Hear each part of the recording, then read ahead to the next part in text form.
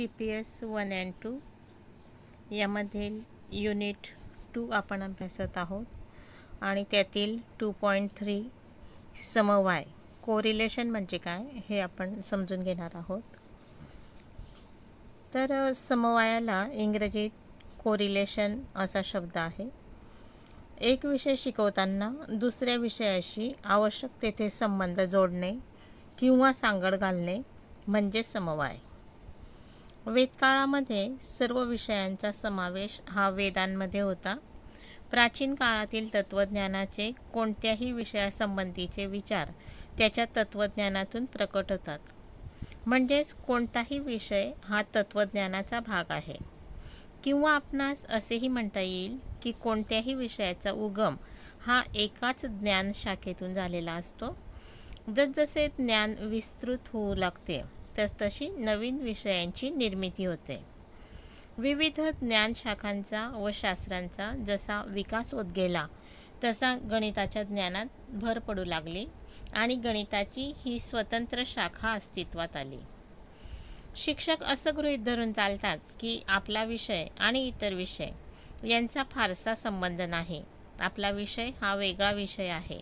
परंतु तसं नाही, तर शिक्षकाने त्यांचा जो विषय असेल तर त्याचा प्रत्येक शालेय विषयाशी सांगड जोडली पाहिजे। तसंच दैनंदिन जीवनामध्ये हा विषय कसा उपयुक्त आहे, कसा निगडित आहे हे सांगितलं तर विद्यार्थ्यांना विषय हा अधिक चांगल्या प्रकारे कळतो। मग समवाय म्हणजे आपल्याला काय म्हणता येईल, तर गणिताचा इतर विषयांशी, प्रत्यक्ष दैनंदिन जीवनाशी आणि गणितातल्या ज्या विविध शाखा आहेत यांच्याशी असणारा संबंध सांगणे म्हणजे समवाय होय।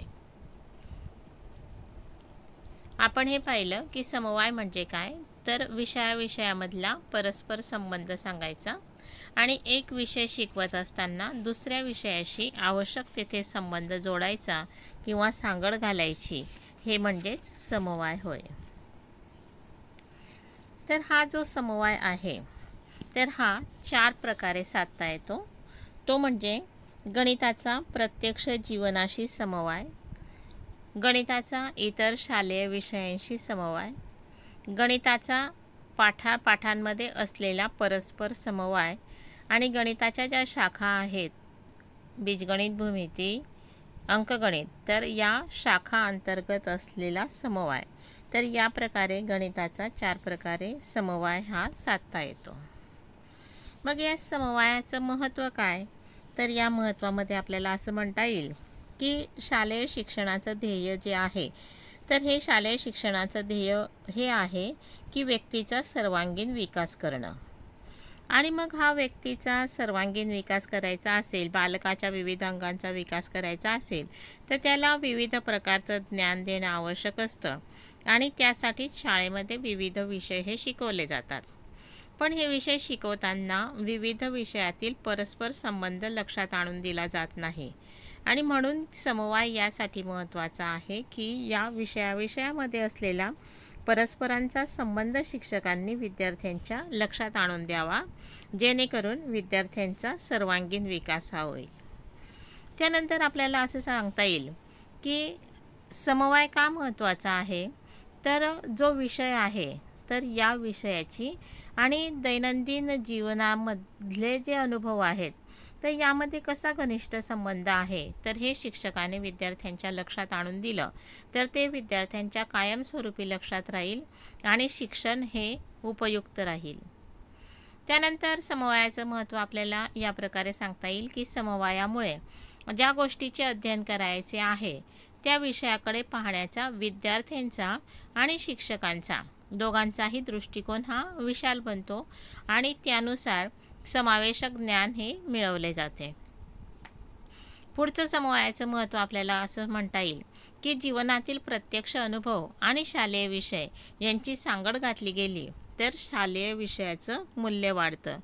तर म्हणजेच काय, तर शालेय शिक्षणाचं ध्येय व्यक्तीचा सर्वांगीण विकास हे जर साध्य करायचं असेल तर समवाय हे एक उपयुक्त साधन आहे, आपल्याला असं म्हणता येईल। तर यापैकी आपण एक अभ्यासू। तर पहिलं म्हणजे गणिताचा जीवनाशी असलेला समवाय. तर दैनंदिन जीवनामध्ये आपल्याला गणिताचा अगदी क्षणोक्षणी आधार घ्यावा लागतो. सकाळी आपण किती वाजता उठलो असं म्हणण्यापासून जे गणिताची सुरुवात होते, तर ऑफिसमध्ये काम करताना तासांचं मोजमाप, वेतन म्हटलं की गणित आलं, घरामध्ये आवश्यक असणाऱ्या वस्तू त्या दुकानातून खरेदी करताना आपण हिशोब करतो, मग पैसे देतो. पोस्ट, बँका, बाजार या सर्व ठिकाणी व्यवहार करायचं म्हटलं म्हणजे गणित आवश्यक असतं.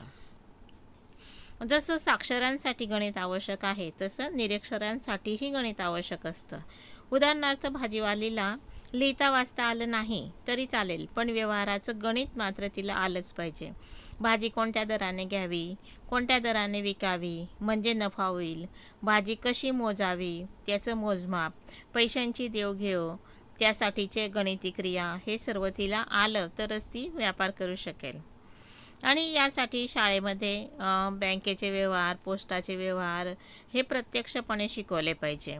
क्रीडांगणावर जाऊन प्रत्यक्षपणे ज्ञान दिले पाहिजे.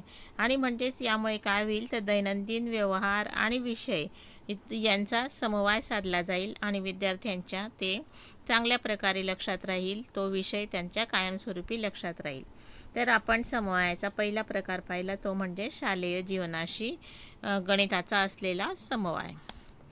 त्यानंतर गणिताचा जे इतर शालेय विषय आहे तर यांच्याशी समवाय कसा आहे ते आपण पाहू.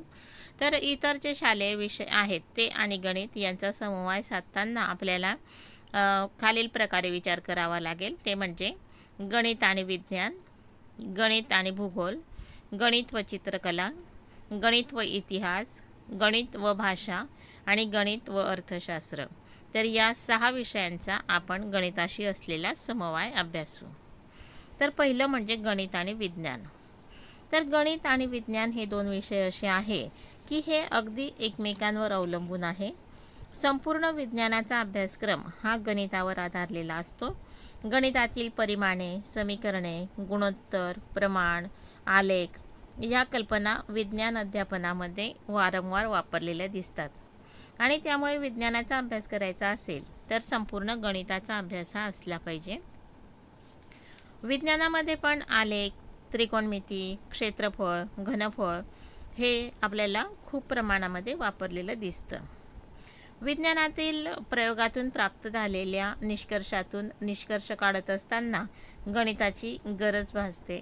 गोलीय आरसे, भिंग याद्वारे होणारे परिवर्तन, अपवर्तन सांगताना गणिताचा उपयोग होतो. गती, त्वरण, आलेख इत्यादी गोष्टी गणिताच्या सहाय्याने सांगाव्या लागतात.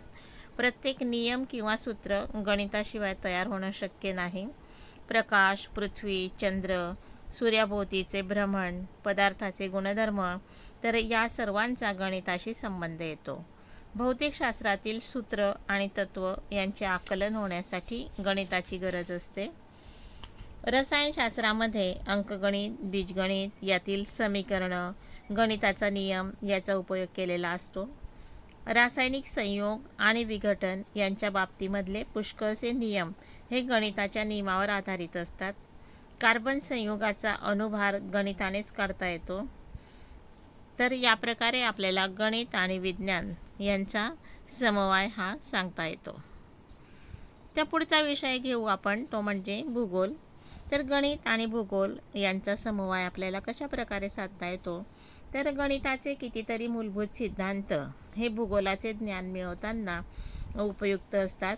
जसं की जमिनाचं क्षेत्राशी प्रमाण, प्रत्येक देशाचं दरडोई उत्पन्न, अक्षांश, रेखांश, कालनिश्चिती, नकाशा रेखाटन, आलेख, भूगोलातील नद्यांची लांबी, पर्वतांची उंची, तलावाची खोली हे आपल्याला सांगण्यासाठी गणितच आवश्यक असतं.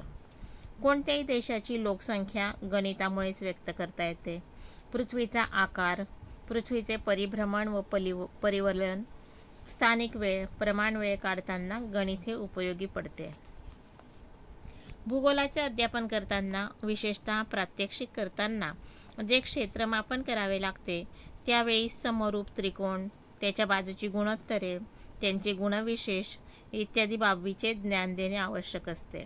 गणितामधील अमूर्त कल्पनांना व सूत्रांना अशा प्रकारे मूर्त रूप देऊन जर शिक्षक शिकवू लागले तर निश्चितच दोन्ही विषयांचे अध्यापन तर चांगलं होईलच आणि विद्यार्थ्यांचं आकलनही वाढेल.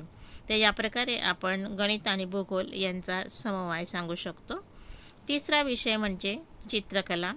तर गणित आणि चित्रकला यांचा समवाय आपल्याला कशा प्रकारे जोडता येतो, तर चित्रकला, हस्तकला आणि गणिताचा संबंध जोडणं हे खूप सोपं आहे. गणितातील आणि भूमितीतील आकृत्या, क्षेत्रफळ इत्यादी गोष्टी काढताना चित्रकलेची गरज भासते. आलेख काढताना चित्रकला व गणित यांचा समवाय साधता येतो. म्हणून गणित शिकवताना अध्यापकाने चित्रकलेकडेही लक्ष दिले पाहिजे. चित्रकला शिकवतानाही भूमितीचा उपयोग केला पाहिजे. तर या प्रकारे गणित आणि चित्रकला यांचा समवाय साधता येतो.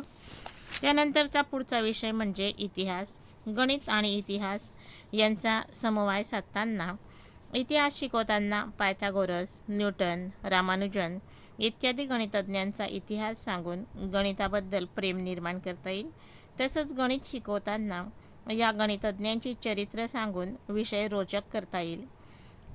गणित शिक्षकाला गणितज्ञांचे जीवनचरित्र माहीत हवे. तसे इतिहासामध्ये सनावळी सांगताना गणितातील अंकांचा उपयोग हा होत असतो. या प्रकारे आपल्याला गणित आणि इतिहास यांचा समवाय मांडता येतो. त्यानंतर भाषा आणि गणित यांचा समवाय साधणे अतिशय आवश्यक असते. कारण कोणतंही गणित जर मांडायचं असेल तर ती भाषेमुळेच आपल्याला व्यक्त करणे शक्य होतं. तर सर्व भाषा विषय हे साहित्यमय आहे. त्यात गणिताचाही समावेश होतो. गणित भाषेशिवाय जिवंत राहू शकणार नाही. गणितातील नियम, तत्व, सूत्र, संबोध यांची व्याख्या करताना भाषेची गरज असते. लिहिताना भाषेची गरज असते. म्हणून गणित शिक्षकाला गणित शिकवताना विद्यार्थ्यांच्या भाषेवरही लक्ष दिलं पाहिजे. आणि प्राचीन गणित जर तुम्ही पाहिलं असेल तर प्राचीन गणितामध्ये तर गणित हे श्लोकांच्या स्वरूपामध्ये मांडलेलं असतं. आणि म्हणून आपल्याला गणित आणि भाषा यांचा खूप जवळचा समवाय आहे असं म्हणता येईल.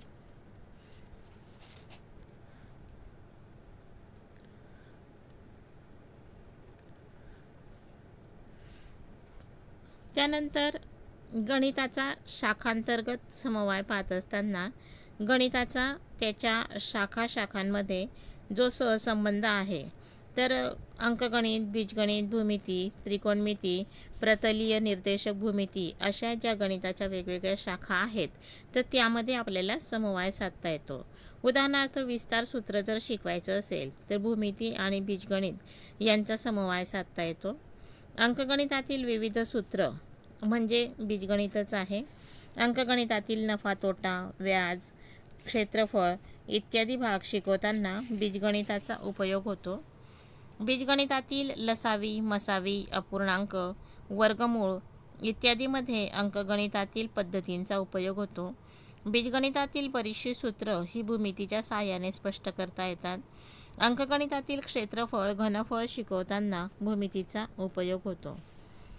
त्यानंतरचा चौथा जो समवाय आहे तो म्हणजे गणिताच्या विभिन्न पाठामधला समवाय. तर प्रत्येक शाखेमध्ये जे वेगवेगळे घटक असतात तर यामध्ये आपल्याला समवाय साधता येतो. अंकगणितातील बेरजेशिवाय गुणाकार येणार नाही, वजाबाकीशिवाय भागाकार येणार नाही. बीजगणितातील अवयव पाडता येणे याशिवाय लसावी काढता येणार नाही, मसावी काढता येणार नाही. तर या प्रकारे आपल्याला गणिताच्या वेगवेगळ्या पाठांमध्ये समवाय साधता येतो. बीजगणितातील आणि भूमितीतील रेषाखंड, प्रतल यावर पूर्ण भूमिती आधारित आहे. त्रिकोणाचे गुणधर्म माहीत असल्याशिवाय त्रिकोणावरील आपल्याला रचना करता येणार नाही. तर अशा प्रकारे आपल्याला गणिताचा या 4 प्रकारे समवाय साधता येतो आणि जेणेकरून विद्यार्थ्यांना आकलन हे सोपं होईल आणि विद्यार्थ्यांच्या जास्तीत जास्त लक्षात राहील. तर यासाठी समवाय हा उपयुक्त आहे.